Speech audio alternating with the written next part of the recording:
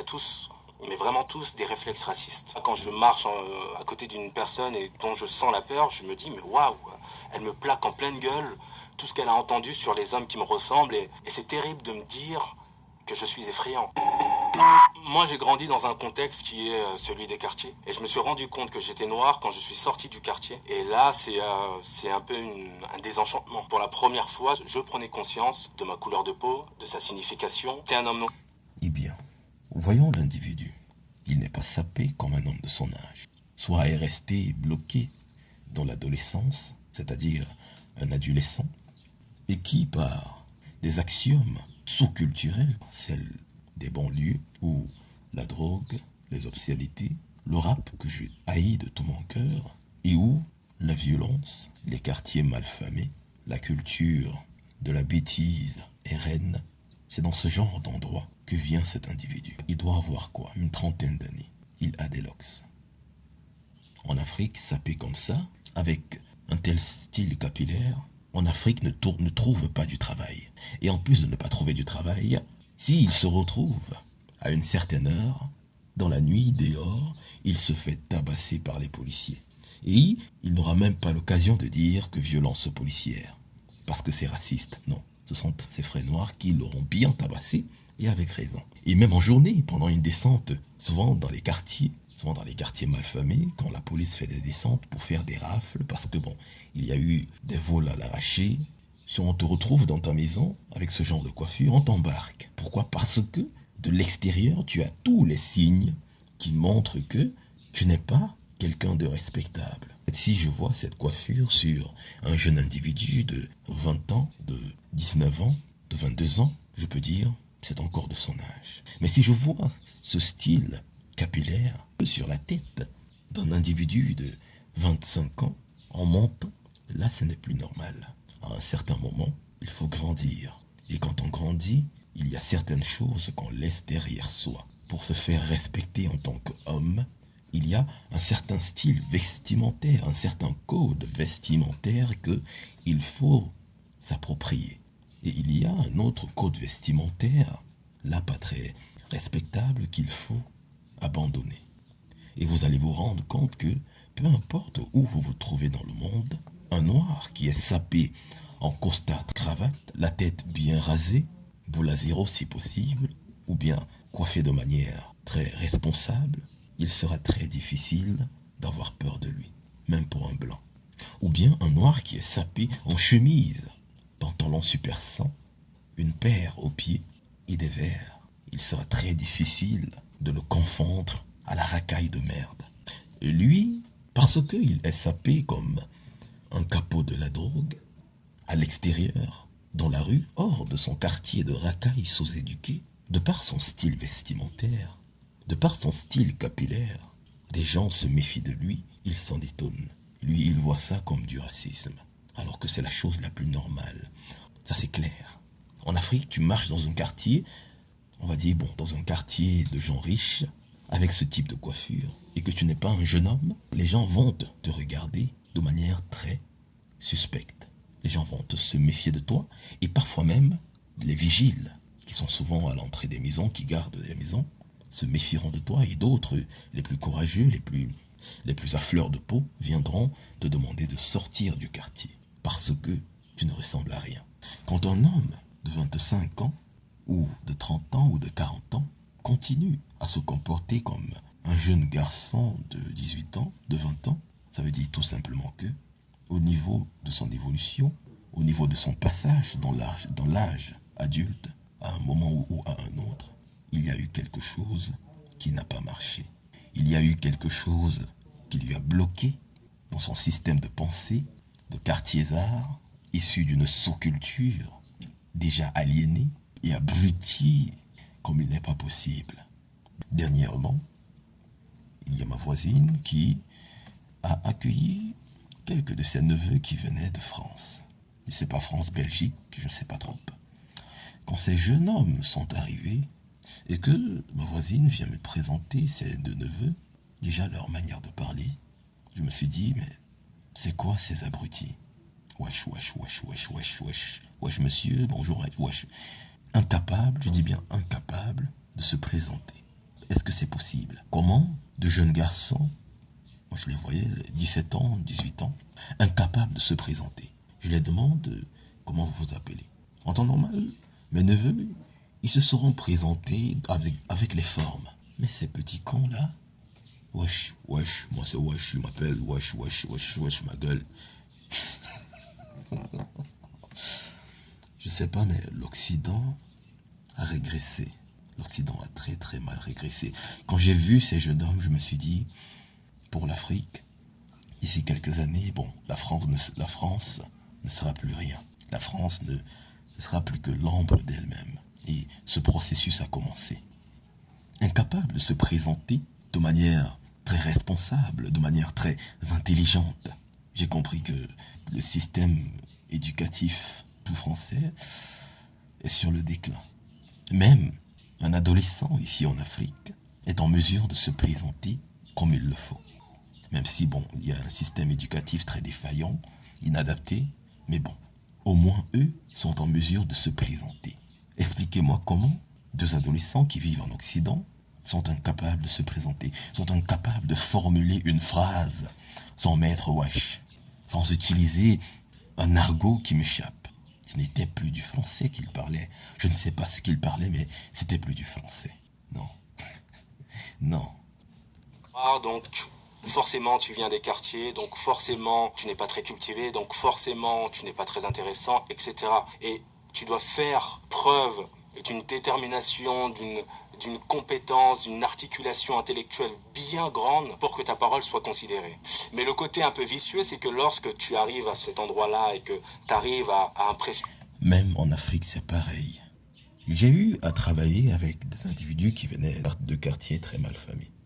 Et je me suis rendu compte que dans 10 individus qui venaient de ces quartiers malfamés, un seul était en mesure de formuler, de mettre sur pied une pensée ou bien une réflexion qui tenait la route et qui savait se comporter en société et qui savait se tenir, qui avait un langage très soutenu.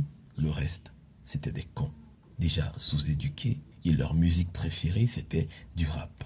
Un jour, je surprends un, il écoute du rap. Comment voulez-vous avoir des individus structurés intellectuellement qui, on espère, pourront être le fer de lance de l'Afrique ou je ne sais quoi, qui écoutent du rap?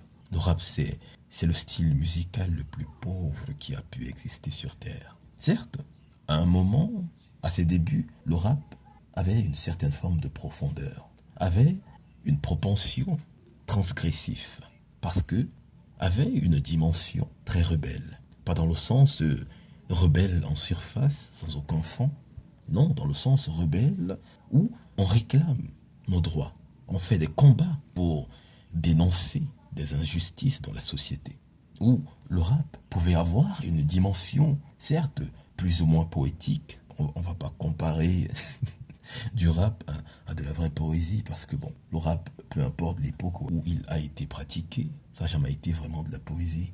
On va pas se mentir, hein. Tu prends de la vraie poésie, tu prends le meilleur texte de rap, c'est pas du même niveau, non. C'est comme comparer du Beethoven à du Booba. Vous voyez que il n'y a pas comparaison qui puisse se faire. Booba, c'est, en termes de comparaison, c'est le niveau zéro de la musique. Le Beethoven, c'est divin, c'est exquis, c'est transcendant. J'éprouve plus d'émotion, je réfléchis plus, j'entre plus en transe en écoutant du Beethoven, surtout la 5e symphonie, surtout la partie qu'on appelle la marche mortuaire. C'est sublime.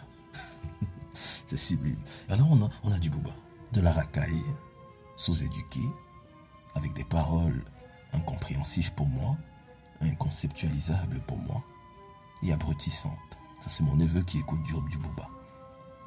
Et chaque jour, je ne fais que le dire, à un certain âge, il va falloir que tu arrêtes d'écouter cette musique de dégénéré. Dans toute société, celui qui est en bas de l'échelle sociale doit toujours faire ses preuves pour pouvoir s'élever dans la société. Et celui qui est en bas de l'échelle sociale doit faire 1000 fois plus ses preuves que celui qui est déjà soit au milieu de l'échelle sociale, soit en haut, au sommet de l'échelle sociale. C'est ainsi dans toutes les sociétés, même les sociétés africaines.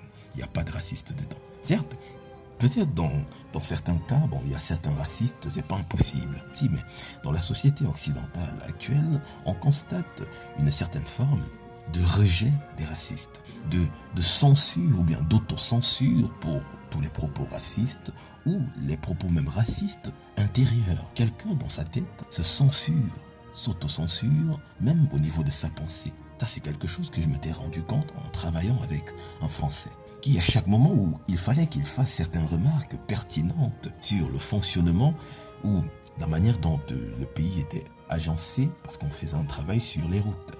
Le pays était agencé, les routes, il s'auto-censurait à chaque moment. Parce qu'à un point, je lui ai dit, mais Jean-Yves, si tu as quelque chose à dire, dis-le. Je suis la dernière personne que tu vas choquer. Parce que tout ce que tu vas dire, moi je le vois, je le sais, c'est ça. À un point où je l'ai mis tellement en confiance qu'il a dit ce qu'il pensait. Il a dit ce qu'il pensait et ce qu'il pensait était vrai, c'était pertinent. Dans le contexte, c'était pertinent. Si c'était une autre personne, la personne aurait dit non, c'est un raciste. C'était pas un raciste. Jean-Yves, au début, ne voulait pas parler parce que, je sais pas, bon, peut-être dans son pays, bon, il y a eu une certaine forme de conditionnement contre le racisme qui les empêche, même intellectuellement, de penser la condition, parfois même, de ces Noirs qui vivent en Europe parce qu'ils ont peur d'être taxés à tout bout de chemin, d'être racistes. Et à un moment, ils ferment leur gueule, ils s'autocensurent déjà intellectuellement et refusent de penser. Seuls ceux qui acceptent de voir l'Africain tel qu'il est, de dire les termes, c'est les individus de l'extrême droite française. Ceux-là, bon, dans la grande majorité, ce qu'ils disent, c'est de la vérité. Surtout ce Zemmour. Lui, je ne suis pas d'accord avec tout ce qu'il dit, mais la grande majorité de ce qu'il dit est vrai. Et ça, c'est quelqu'un qui vit en Afrique qui vous le dit. Et tu as cette victime, tu as cet homme avec des locks qui vient se plaindre parce que il ne veut pas passer à l'âge adulte et raser sa tignasse de merde, jeter ses habits de racaille pour soit porter une chemise bien repassée, il serait déjà là pour un début très présentable. Non, il ne sait pas ça. En plus encore, il porte des boucles. Un homme ne porte pas de boucles. Mais par ta parole, on te fait sentir que tu es un noir exceptionnel. Tu n'es pas comme tous les autres noirs. Et c'est un compliment horrible. Et il est clair que ce manque de représentation, surtout dans dans la sphère intellectuelle, façonne l'inconscient collectif. Et du coup, on construit une espèce d'avatar comme ça d'un homme noir qui, parce qu'il est inexistant dans les sphères intellectuelles, n'aurait pas les capacités intellectuelles pour y être. Quand j'ai pris conscience de ça, ça m'a amené à un endroit où j'ai absolument tout modifié. Précisément, j'ai changé ma manière de parler, évidemment, ma manière de me cultiver, ma manière de m'habiller, ma manière de marcher, de manger, absolument tout. Et plus tu avances, plus tu te démènes et plus tu te rends compte que ça ne suffira pas. Je suis nourri par plein de pensées. Par exemple, ne marche pas trop vite. Tu risques de faire peur. Ne cours pas, tu feras peur. Ne mets pas de jogging, c'est urbain et sur toi, c'est suspect. Sois souriant tout le temps, autrement tu peux faire peur. Mais surtout, n'oublie pas que tu es un homme noir, avec un nom et un prénom à consonance étrangère. Bien sûr. Donc, fais-toi petit, quoi. Et si tu fais du C'est bruit, ta si culture. tu prends de la Ce sont tes place, origines. c'est que tu Pourquoi n'as pas tu vraiment veux saisi les oublier codes. que tu as Le préjugé noir qui m'énerve le plus que de la douleur, c'est de l'énervement. C'est celui d'être dangereux. Quand je marche... Je suis fatigué de l'écouter. Il dit des bêtises. Dans tous les cas, un homme noir est fier de son nom. Ça fait partie de ta culture. Tu es un homme noir. Si toi, ça te plaît pas qu'on te rappelle que tu es un homme noir, moi je te le rappelle. Tu es un homme noir et je dirais même presque que tu viens du peuple bantou, vu ta morphologie. Et en plus de cela, les joggings, c'est pas des habits très honorables. Ce sont des habits de racaille. Un homme de ton âge ne doit pas porter de jogging, soit pour aller faire du sport. À la limite, c'est compréhensif. Ces accusations de racisme, peut-être il y a du vrai dedans. Peut-être tu as été victime de racisme je ne sais où, mais on s'en fout en fait. Le problème, c'est pas que tu te plaignes d'être victime de racisme. Le problème, c'est que tu te fasses respecter. Et parfois, pour se faire respecter, il faut accepter de se lever. En s'élevant, le respect vient. En s'anoblissant, le respect vient. Moi, je ne peux pas respecter une victime. C'est impossible pour moi. C'est impensable. Personne ne peut respecter une victime. Même les victimes entre elles ne se respectent pas. L'Afrique veut se faire respecter. L'Africain veut se faire respecter. Anoblissez-vous. développer votre pays. Faites comme la Corée a fait. Faites comme la Chine a fait. Prouvez que vous n'êtes pas des derniers. Prouvez que vous pouvez faire des choses incroyables. Prouvez que vous pouvez vous surpasser. Prouvez que vous pouvez dépasser votre condition d'origine. Pour les Africains qui vivent en Occident, pour vous faire respecter, c'est simple. Abandonnez ces trois merdes que vous appelez les banlieues ou quartiers ou je ne sais quoi. Élevez-vous socialement. Soyez puissants économiquement. Dominez cette société par la pensée et par les finances. Vous verrez comme les juifs, vous vous ferez respecter. Je n'ai jamais vu un juif à la télé ou quelque part se plaindre qu'on est raciste envers les juifs. Ou bien un chinois arriver dans une télé ou dans un média, arriver et se plaindre du racisme envers les Chinois. Jamais, jamais. Eux, ils agissent. Ils ne se plaignent pas. Ils ne sentent pas dans l'émotion, dans le ressenti. Ils sentent dans l'action. Et dans l'action, on reconnaît tout homme. Et dans les résultats de l'action, on respecte tout homme. Vous n'êtes pas des femmes. Laissez la pleurnicherie, laissez la victimisation aux femmes. C'est elles qui excellent dedans. La victimisation, la pleurnicherie, la manipulation, l'attendrissement. Laissez ça aux femmes, aux faibles. L'homme noir doit apprendre à se surpasser, à se transcender dans toute société ou même dans sa société. Si tu n'es pas en mesure de te lever dans cette société occidentale, ou même les Chinois sont parvenus à se faire respecter, les Juifs sont parvenus à se faire respecter, pourquoi pas l'homme noir? Le tout n'est pas de rester là, tel un détecteur, tel un scanner à l'affût de chaque comportement raciste, de chaque parole raciste. Les racistes, c'est pas ton problème. Ton problème en Occident, c'est de t'élever socialement.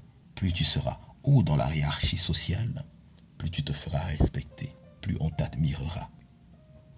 Les sportifs, concrètement, ça n'apporte ni plus ni moins à la société africaine, ou bien à l'Africain en général. Mais bon, comme pancarte publicitaire, ils ont leur utilité. Au moins, avec des individus comme Didier Drogba ou certains sportifs africains, on a pu connaître certains pays africains. Et cela a pu donner un certain impact au soft power de certains pays africains. Et pas plus que ça. Pas plus que ça. À très bientôt.